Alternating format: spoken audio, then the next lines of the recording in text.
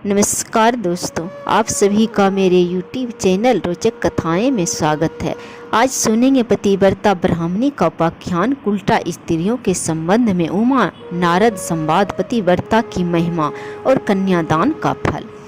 नरोत्तम ने पूछा, नाथ, पतिव्रता स्त्री मेरे बीते हुए वृत्तांत को कैसे जानती है, उसका प्रभाव कैसा है, यह सब बताने की कृपा करें। श्री भगवान बोले, वत्स, मैं यह बात तुम्हें पहले बता चुका हूँ, किंतु फिर यदि सुनने का कौतूहल हो रहा है तो सुनो। तुम्हारे मन में जो कुछ प्रश्न है सबका उत्तर दे रहा हूँ। जो स्त्री पतिव्रता होती है, पति को प्राणों के समान समझती है और सदा पति के हित साधन में संलग्न रहती है, वह देवताओं और ब्रह्मवादी मुनियों की भी पूज्य होती है।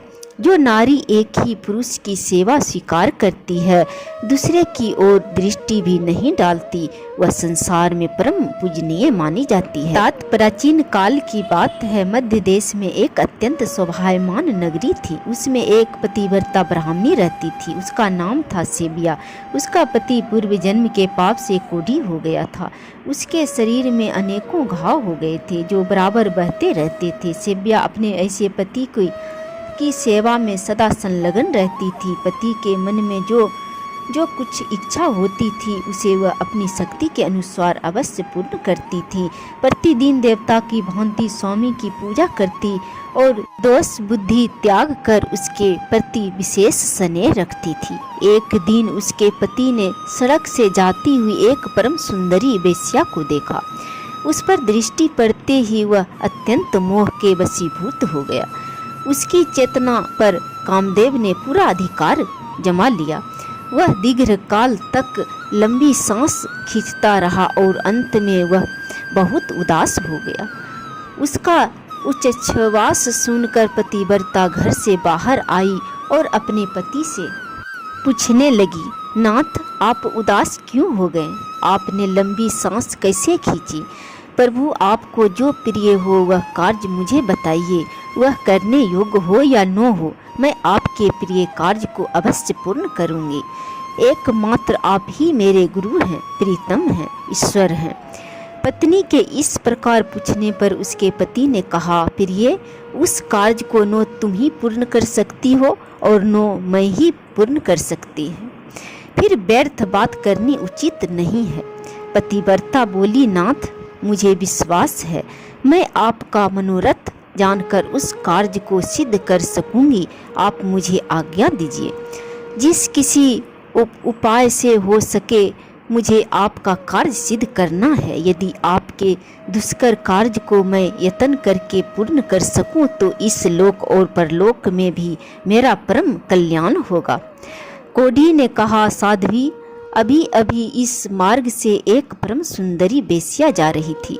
उसका शरीर जब सब ओर से मनोरम था, उसे देखकर मेरा हृदय काम अग्नि से दग्ध हो रहा है।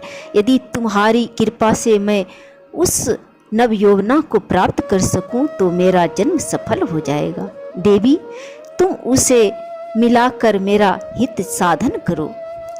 पति की कही हुई बात सुनकर पतिव्रता बोली, प्रभु, इस समय धैर्य रखिए, मैं यथाशक्ति आपका कार्य सिद्ध करूंगी। यह कहकर पतिव्रता ने मन ही मन कुछ विचार किया और रात्रि के अंतिम भाग उषा काल में उठकर वह गोबर और झाड़ू लेकर तुरंत ही चल दी। जाते समय उसके मन में बड़ी प्रसन्नता थी। वेश्या के घर पहुंचकर उसने उसके आंगन और गली में झाड़ू लगाई तथा गोबर से लीप पोत कर और लोगों की दृष्टि पड़ने के भय से वह शीघ्रतापूर्वक अपने घर लौट आई। इस प्रकार लगातार 3 दिनों तक पतिव्रता ने वेश्या के घर में झाड़ू देने और लीपने का काम किया।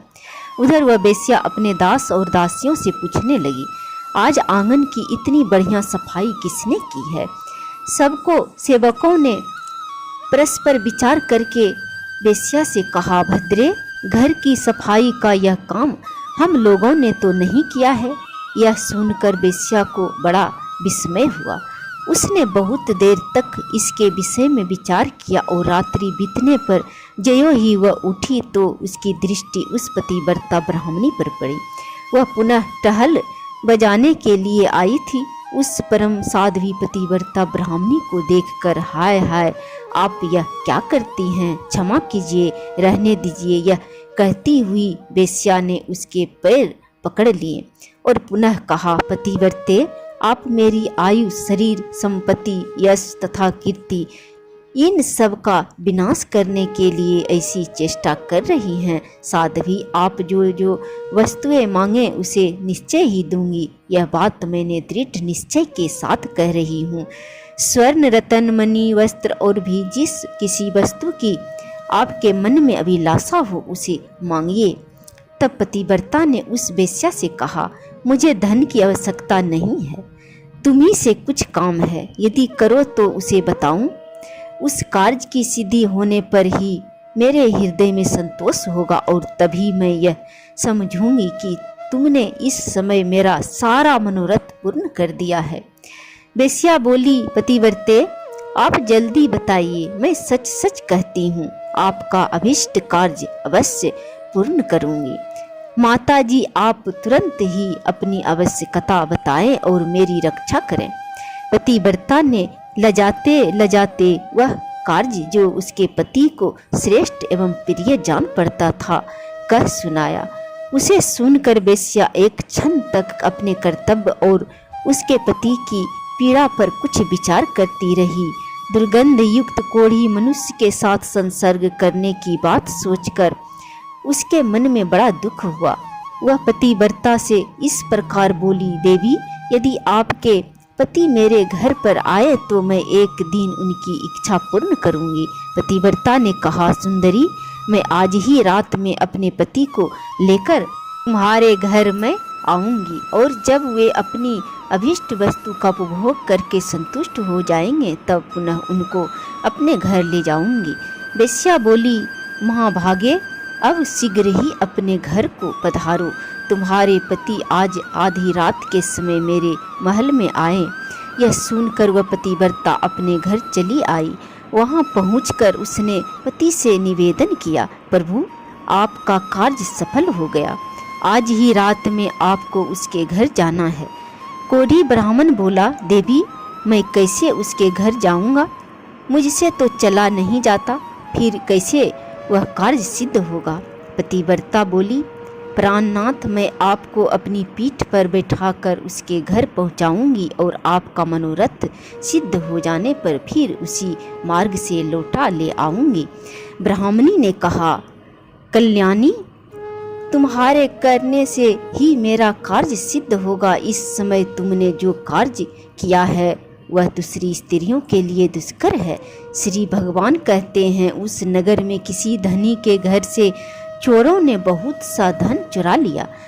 यह बात सब राजा के कानों में पड़ी। तब उन्होंने रात में घूमने वाले समस्त गुप्तचरों को बुलाया और कुपित होकर कहा, यदि तुम्हें जीवित रहने की इच्छा है तो आज चोर को पकड़कर मेरे हवाले करो। राजा की यह आज्ञा पाकर सभी गुप्तचर व्याकुल हो उठे और चोर को पकड़ने की इच्छा से चल दिए। उस नगर के पास ही एक घना जंगल था, जहाँ एक वृक्ष के नीचे महातेजस्वी मुनि वर मांडव्य समाधि लगाए बैठे थे। वे योगियों में प्रधान महिष अग्नि के समान दिव्यमान हो रहे थे। ब्रह्मा जी के समान तेजस्वी उन महामुनि को देखकर दुष्ट गुप्तचरों ने आपस में कहा, यही चोर है, यह धूर्त अद्भुत रूप बनाए इस जंगल में निवास करता है। यो कहकर उन पापियों ने मुनि श्रेष्ठ मांडव्य को बांध लिया, किंतु उन कठोर स्वभाव वाले मनुष्यों से न तो उन्होंने कुछ कहा और न उनकी ओर दृष्टिपात ही किया।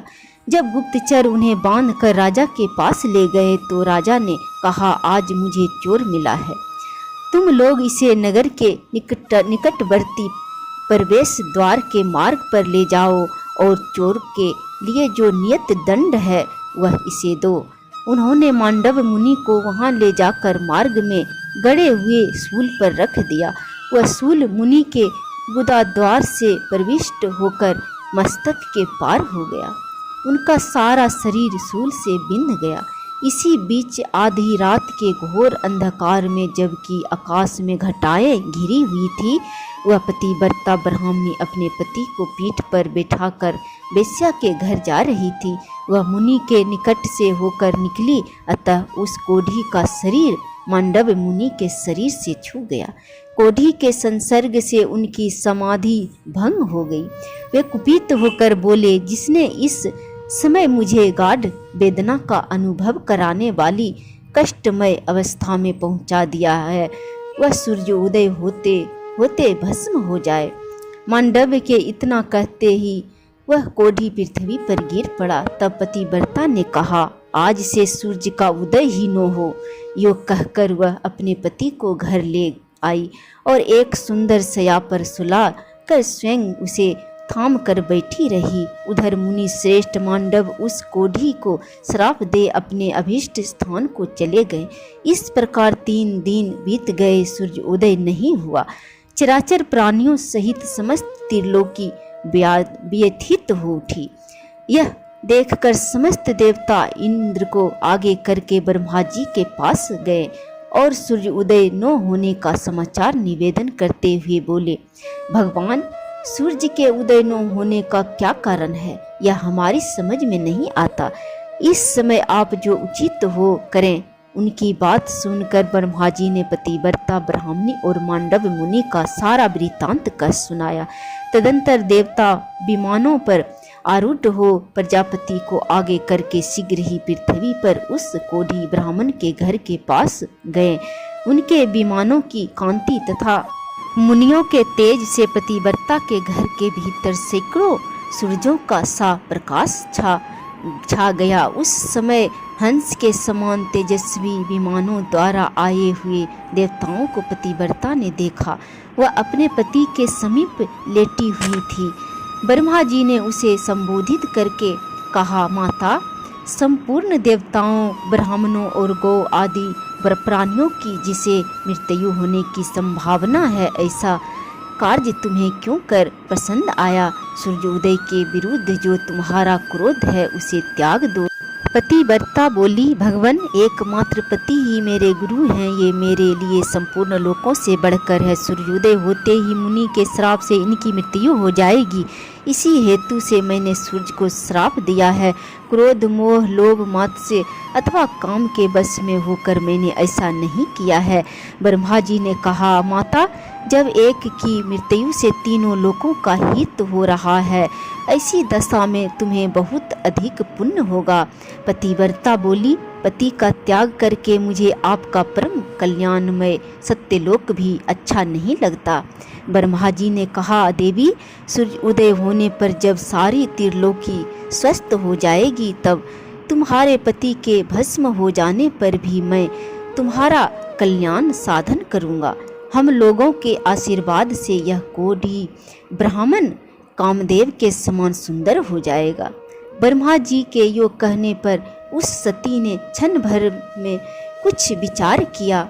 उसके बाद हाँ कहकर उसने स्वीकृति दे दी। फिर तो तत्काल सूर्योदय हुआ और मुनि के श्राप से पीड़ित ब्राह्मण राख का ढेर हो गया।